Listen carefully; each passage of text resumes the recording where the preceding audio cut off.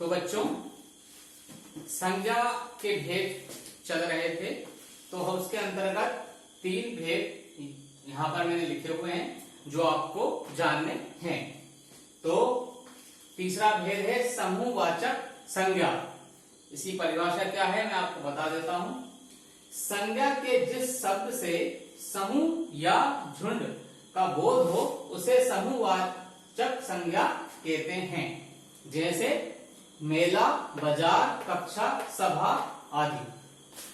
समूहवाचक संज्ञा यानी समूह को बताने वाला या झुंड को बताने वाला संज्ञा शब्द, उसको हम बोलते हैं समूहवाचक संज्ञा। जैसे मेला।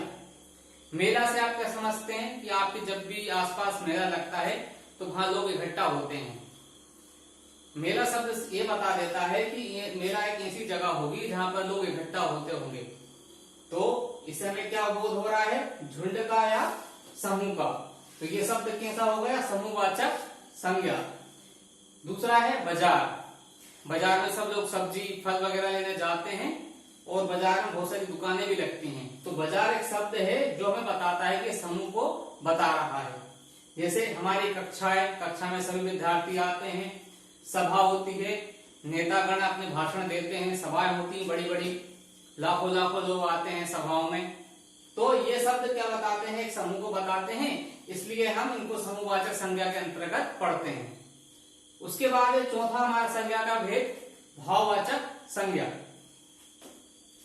संज्ञा के जिस शब्द से अवस्था या भाव का पता चले उसे भाववाचक संज्ञा कहते हैं। जैसे बुढ़ापा, बचपन, पुराना, वीरता आदि। यानी जिस शब्द से हमें भाव या अवस्था का पता चले उसको हम बोलते हैं भाववाचक संज्ञा। जैसे बुढ़ापा, लोग की उम्र जैसे जैसे बढ़ती जाती है लोग बूढ़े होते जाते हैं, फिर उनमें एक अवस्था आती है बुढ़ापा, जहां पर चलना फिरना बंद हो जाता है ना, और एक जगह बैठे हुए रहते हैं और हमारे बाल सफेद हो जाते हैं, तो हम उसको क्या बोलते हैं, बुढ़ापा।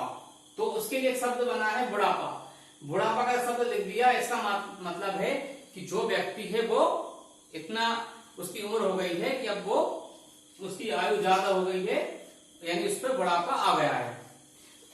फिर है बचपन। जैसे अभी आपका बचपन चल रहा है बच्चों, इसके बाद आप युवा होंगे, है ना, तो अभी बचपन का भाव आ रहा है। तो बचपन शब्द का मतलब है कि अभी आप छोटी कक्षाओं में हैं और अभी आप जो है आपकी आयु कम है।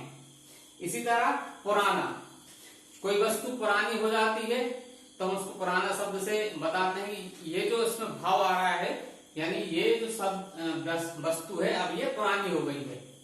जैसे नया, नया वाला भी शब्द क्या होगा, भाववाचक में आएगा। फिर है वीरता। वीरता शब्द क्या होती है कि भाव होता है अंदर आपके कि हम वीरता का एक भाव लेकर देश की रक्षा के लिए हम कुछ कर सके। तो भाववाचक संज्ञा में ये होता है कि ये कुछ शब्द होते हैं जो आपके अंदर भाव उत्पन्न होते हैं, उनको बताते हैं।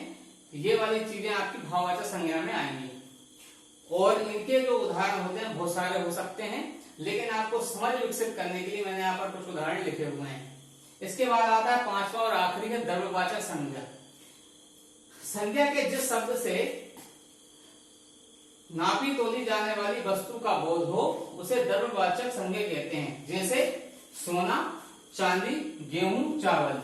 इसमें वो चीजें आएंगी, यानी वो शब्द आएंगे जिनको हम नापकर या तोलकर जान पाते हैं। जैसे सोना, सोना को भी हम क्या करते हैं, तोल के पता कर सकते हैं, चांदी का, गेहूं का, चावल का। तो ये आते हैं द्रव्यवाचक संज्ञा में, है ना। इसमें जैसे और भी चीज आती हैं, समोसा आ सकता है, खाने वाली चीजें, लड्डू आ सकते हैं, है ना।